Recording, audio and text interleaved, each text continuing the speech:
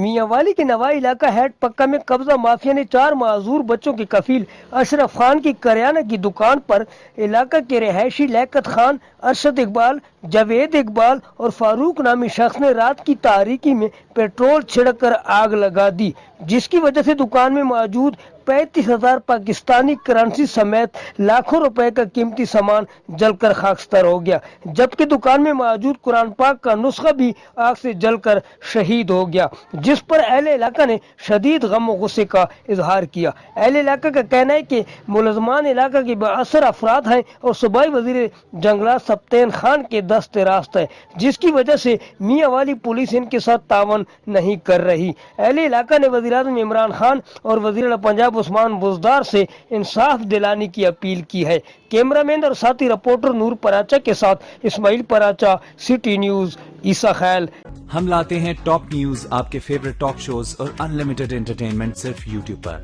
اگر آپ نے ابھی تک ہمارا چینل سبسکرائب نہیں کیا تو ابھی سبسکرائب کریں اور بیل آئیکن کو کلک کر کے ہماری لیٹسٹ ویڈیوز کے بارے میں اپڈیٹ جانیں۔